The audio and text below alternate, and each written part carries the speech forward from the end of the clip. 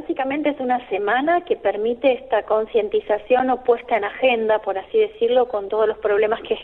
como vos bien mencionabas, atravesamos en Latinoamérica y en Argentina, y nos permite reflexionar sobre las vacunas como una estrategia preventiva fundamental que ha hecho que muchas de estas enfermedades ya no se presenten y que también tengamos la posibilidad de que nuestros niños, adolescentes y adultos se mantengan sanos. Sí, por supuesto que sí. Pero, bueno, históricamente nuestro país siempre ha tenido muy buenas tasas de vacunación, en distintas campañas, en distintas vacunas,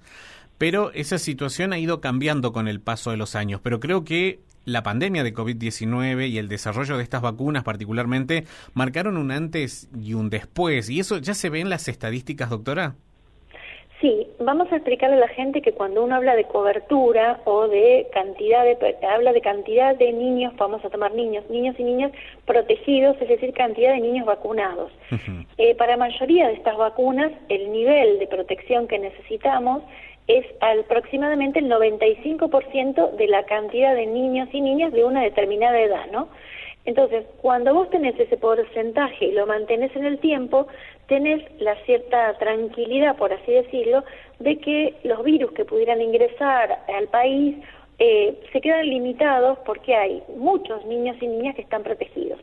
Ahora, cuando ese valor de 95% no se mantiene y comienza a bajar, pues lo que vas teniendo es que se te van acumulando porcentaje de niños y niñas que no accedieron a vacunarse, por todos los motivos que después podemos discutir. Entonces ese porcentaje de niños y niñas se va incrementando si uno no establece estrategias para recuperarlos a lo largo de los años. Y la verdad que antes de la pandemia veníamos con algunos problemas en algunas vacunas, sobre todo el refuerzo de los 18 meses para los más chiquititos y sobre todo también la vacunación de los preadolescentes, pero la pandemia, como vos bien marcabas, también por el tema de el aislamiento social, los cierres de algunos de los efectores de salud, la redistribución del personal, el propio miedo de la gente de no contagiarse, determinó también que hubiera una caída importante. Y esta caída hace que ahora estemos preocupados por estos números y que justamente en esta semana estemos insistiendo en la importancia de poder llevar a que esos números de caída representan volumen de chicos. Por ejemplo, si yo digo que tengo en los menores de 1 año que tienen que tener el esquema de vacunación completo para muchas de estas enfermedades, un 10% no tiene estas vacunas en tiempo y en forma, ese 10% representa aproximadamente para Argentina entre 75.000 y 100.000 niños, porque nacen en Argentina 750.000 niños al año. Entonces digo, el llevar a números te da una idea de la magnitud y por eso desde la Sociedad de Pediatría un poco lo que se marca en esta semana es que hay casi 1 millón de niños y niñas entre recién nacidos y niñas preadolescentes de 11 años que les está faltando alguna vacuna para completar. Y el comprender que es casi 1 millón de niños y niñas que están en esta situación, te da cuenta de la magnitud de lo que sucede. Cuando uno habla de bajó un punto, bajan 3 puntos, suben 3 puntos, es un 10%, uno no tiene idea de la magnitud de lo que estamos hablando. Sí, tal cual, ¿no? Y además que esta situación no es que queda en ese momento en el que uno lo analiza, en realidad se tiene que ir sumando, a medida que estos chicos crecen van haciendo otros y esa cifra, bueno, también hay que tenerla en cuenta. Exactamente, esto tiene un gran dinamismo como vos bien marcabas, primero porque a veces hay un desconocimiento y quizá la mamá, el papá o los cuidadores piensan que si no lo vacunaron los 2 meses ya perdieron la oportunidad y esta semana estamos insistiendo en esto. Sin duda la vacuna tiene un tiempo, tiene un momento, una necesidad en una determinada edad por el riesgo de esa edad, pero sin embargo si mi niño o niña no se pudo vacunar por distintos motivos, es muy importante que yo concurra para recuperar el esquema y en eso los equipos de salud trabajan fuertemente para poder abreviar intervalos, encontrar propuestas de vacunación, citarlos y dejarles escrito en el carnet con lápiz cuándo tienen que volver, para tratar de que lleguen a tiempo, de que corramos un poquito una carrera que tiene como finalidad sobre todo darles instrumentos, es decir, generarles defensas que eviten que se enfermen de enfermedades que pueden ser graves porque los pueden llevar a la internación, tener complicaciones y favorecerles otras enfermedades o incluso enfermedades que están vinculadas con complicaciones graves y muerte, ¿no? Por supuesto. Y esto creo que es importante también de destacar, ¿no? Acá no se trata de evitar una enfermedad, sino que en muchos casos es evitar las complicaciones de una enfermedad y la muerte en muchos casos. Sí, para muchas de estas, y sobre todo me parece que aquí lo más difícil de hacer comprender a la población es que estas enfermedades no existen justamente por las vacunas, porque digo, la población joven, los papás y las mamás que son muy jóvenes, no han visto polio, no han visto meningitis por hemófilos, no han visto falla hepática por hepatitis. Entonces, hay una falsa percepción de que estas enfermedades no están. Entonces, ¿para qué vacunar? Pero justamente hay que explicarles que justamente no están estas enfermedades porque tenemos una estrategia preventiva y entonces muchos de nosotros que tuvimos tos convulsa, muchos que tuvimos varicela y algunos quizás requerimos internación, en este momento estamos en un escenario completamente diferente. En algunos casos porque le podemos hasta evitar la enfermedad y en otros casos, como vos bien marcabas, le podemos evitar las complicaciones, los riesgos o la necesidad incluso de visitas más frecuentes al efector de salud, pérdidas de días de trabajo para los cuidadores porque el niño o la niña está enferma. Entonces me parece que se trata de poder instalar esto. La enfermedad no existe justamente porque el éxito de las vacunas ha determinado que muchas de estas enfermedades comunes para nosotros que somos más grandes, que existían en un determinado momento, se han controlado por la gran vacunación y el gran éxito de las vacunas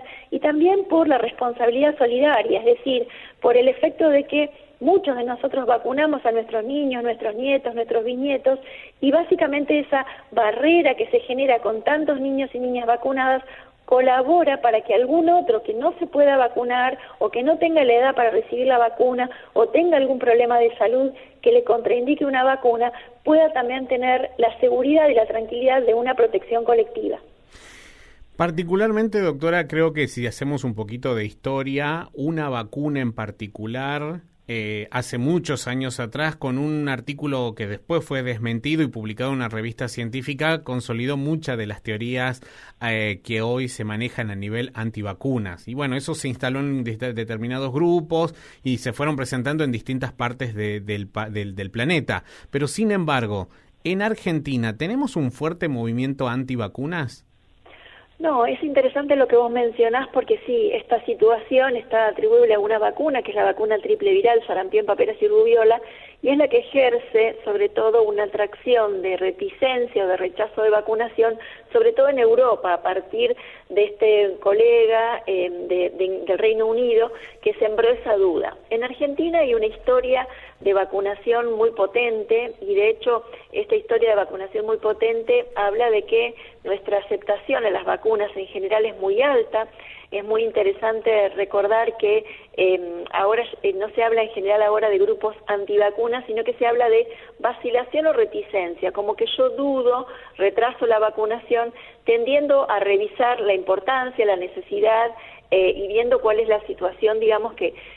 tengo. En este momento hay un interesante índice de confianza que se mide con una encuesta de Bungibor que sí viene planteando esta confianza desde el 2019 al 2022. Hay un descenso de un 8% de esa confianza, pero sigue siendo en Argentina el índice de confianza en las vacunas de aproximadamente el 86%, o sea que vos tenés ahí una gran confianza. Ahora, cuando uno analiza los grupos de edad de esta encuesta, se encuentra con que el grupo que más desconfiado es o que menos confianza tiene es el grupo de 15 a 20, o sea, del adulto joven. Y ahí está la gran preocupación porque este grupo poblacional van a ser los futuros papás o cuidadores de estos niños y niñas.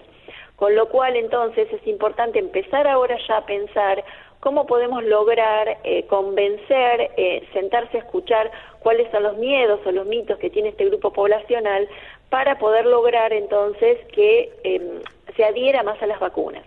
No solo a veces es un problema de confianza porque la gente dice la vacuna le va a hacer mal, sino que en todo caso hay una desinformación, porque los sitios que se consultan no son adecuados, en otro caso hay problemas de acceso, porque la gente no pudo llegar por los horarios o por las barreras geográficas. Por otro lado, hay determinados tiempos de espera, que también en este mundo donde la gente necesita una respuesta ya, es difícil de instalar, y por otro lado hay una necesidad de mayor explicación de la práctica que estamos realizando. Quizá antes nosotros vacunábamos y la gente no preguntaba, y en este momento lo que sí hay que trabajar es muy importantemente la comunicación dentro del equipo de salud y también para la gente. Entonces ahí hay que entrenar al equipo de salud a que espere, a que pregunte, a que reflexione, a que deje un canal abierto y que la pregunta no moleste, que es muy importante que las personas que se acercan al vacunatorio tengan respuestas a sus consultas y que estas respuestas tengan sustento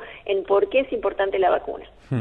Muchas veces cuando hablamos de estos niveles que vemos en baja en las coberturas de vacunación, de todas las vacunas de nuestro calendario, tal vez algunas personas dicen, bueno, debe ser falta de información, debe ser falta de conocimiento, y automáticamente uno lo relaciona con los sectores más desfavorecidos, con los sectores populares, en los barrios, como que uno lo identifica como que en el sector determinado de la ciudad seguramente los niveles de vacunación son más bajos. Pero, sin embargo, los datos que muestran, doctora, al día de hoy. Bueno, es interesante lo que vos marcás, porque digo, bueno, la experiencia, por ejemplo, de la última campaña, sarampión-rubiola, ¿se acuerdan que era para vacunar a los niños de 13 meses hasta antes de cumplir los 5 años? Mostró que, por ejemplo, las grandes ciudades, digo, Ciudad de Buenos Aires, Provincia de Buenos Aires, la provincia de Santa Fe, Córdoba, ciudades donde tenés un contexto de mucha población y con distintos niveles socioeconómicos, no necesariamente la vulnerabilidad es la que condiciona que la gente no se vacune. Son diferentes. Hola, sí. Ahora sí. Sí, son diferentes los motivos o las causales por las cuales la gente no se vacuna. Y en algunos aspectos quizá la población más vulnerable tiene problemas de acceso, y en ese sentido todas las estrategias de búsqueda activa, de casa por casa, ayudan. Ahora, del otro lado, quizá la clase media, media alta, tiene otros preconceptos que están vinculados con quizá algunas teorías o algunas concepciones o modos de vida naturistas, que no utilizan ningún medicamento y que piensan que la vacuna puede tener daño sobre la salud de sus niños o niñas, o quizá los horarios de trabajo condicionan la reticencia a la vacunación, o alguna información o por red social que circula condiciona una opinión adversa. Entonces, me parece que aquí hay que revisar bien dónde tenemos el inconveniente en cada una de las jurisdicciones, cuáles pueden ser los núcleos duros para trabajar y cuáles tienen que ser las estrategias, los modos de acercarse en búsqueda activa a esos casos. Sí, ahí tenemos un problemita, no sé qué pasa con la línea telefónica, pero se entendió perfectamente, doctora. Bueno, en definitiva, ver entonces que hoy todavía tenemos un buen nivel de confianza, pero que vemos que sigue bajando paulatinamente, doctora, ¿cuáles son los principales desafíos entonces que ustedes como equipos de salud hoy se están planteando como necesarios para tal vez revertir esto? Bueno, el primero que yo marcaba es la comunicación intra-equipo de salud con capacitación adecuada para que demos mensajes claros. La segunda, comunicación adecuada por medios de comunicación y presencia en medios de comunicación de personas, líderes de opinión que generen confianza, que en Argentina la confianza es un problema en este momento. Y lo tercero, diferenciar cuáles pueden ser las estrategias que necesitamos para distintos perfiles de población, porque en definitiva acercar la vacuna a la población que la necesita es nuestra tarea. Y ya que estábamos hablando inicialmente, porque esto se encadena a partir de la situación que se observó por la SAP de entre niños y niñas de entre 0 y 11 años, repasemos, doctora, cuáles son justamente esas vacunas que no deben faltar y cuestión que el padre, la madre, la persona que está a cargo de la crianza diga, puede que esa no haya cumplido con esa vacuna, bueno, voy a ir ahora. Bueno, al nacimiento, apenas el bebé nace, lo que le colocamos es la vacuna de hepatitis B, y antes de que salga de la maternidad, la vacuna BCG. Esas son 2 vacunas que se pueden aplicar desde el momento mismo del nacimiento. A los 2 meses, los niños y niñas deben tener la vacuna quíntuple o pentavalente, que previene hemófilus, que es una bacteria que ocasiona meningitis, difteria, tétanos, hepatitis B, y acompañando esta vacuna, tenemos la vacuna de polio en forma inyectable. Luego tenemos también a los 2 meses la vacuna de rotavirus, que es por vía oral, y tenemos la vacuna del neumococo. Después tenemos a los 3 meses la vacuna para el meningococo, a los 4 meses tenemos la vacuna para rotavirus, nuevamente la pentavalente, nuevamente la IPV y la vacuna del neumococo. A los 6 meses tenemos la vacuna pentavalente y la vacuna de polio, y aquí comenzamos a agregar en esta época la vacuna antigripal, que luego va a recibir al mes una segunda dosis. Al año necesitamos colocar vacuna de sarampión, paperas y rubiola, vacuna de hepatitis A y vacuna de refuerzo de neumococo, y también vamos a colocar a los 15 meses vacuna de varicela y entre los 15 y 18 meses un refuerzo de vacuna pentavalente. Al ingreso escolar, los niños necesitan tener la vacuna para polio en forma inyectable, la vacuna triple viral, sarampión, paperas y rubiola, y una vacuna que reemplaza la pentavalente que se llama triple bacteriana. Como novedad, reciben un refuerzo de vacuna de varicela. Y luego lo vamos a citar a los 11 años para 3 vacunas súper importantes: la vacuna de meningococo, la vacuna del virus del papiloma y la vacuna triple bacteriana celular para protegerlos de difteria, tétanos y tos convulsa. Y luego, por supuesto, las vacunas del embarazo, las vacunas del adulto sano, las vacunas de las personas que tienen condiciones de salud que los predisponen a infecciones,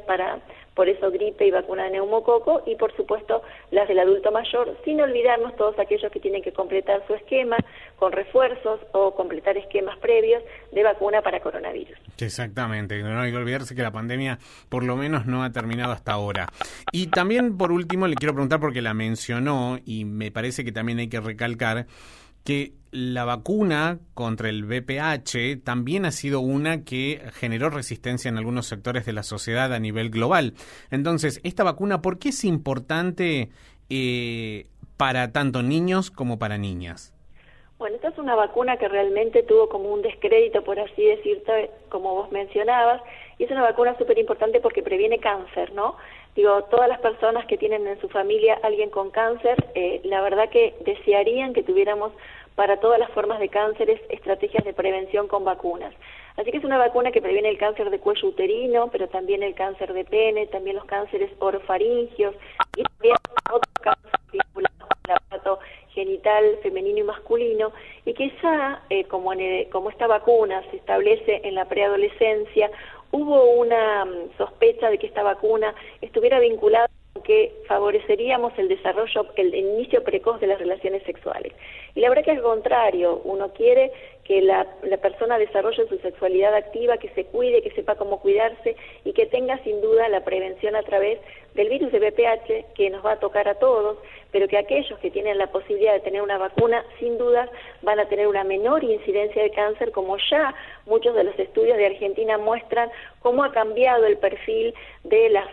variedades de HPV o de virus de papiloma humano en aquellas niñas que han sido vacunadas cuando se inició esta vacunación en el 2011. La verdad que sí, así que bueno, a vacunarse, a aprovechar, porque además, como siempre lo hemos recordado junto a gente de la SAP, de la SABE, del Ministerio de Salud de la provincia de Jujuy, las vacunas son gratuitas, están en los vacunatorios, además hay campañas aquí en Jujuy casa por casa para que completen los calendarios niños, adolescentes, adultos mayores, así que bueno, es cuestión de también hacerlo con una perspectiva de derechos, pero también como parte de una responsabilidad que tenemos con nuestras comunidades y sobre todo pensando en la responsabilidad que tenemos en el cuidado de niños y niñas de estas edades a las que hacemos referencia. Doctora, gracias por ayudarnos a iniciar esta semana de vacunación aquí en nuestro programa y por ser tan clara como siempre.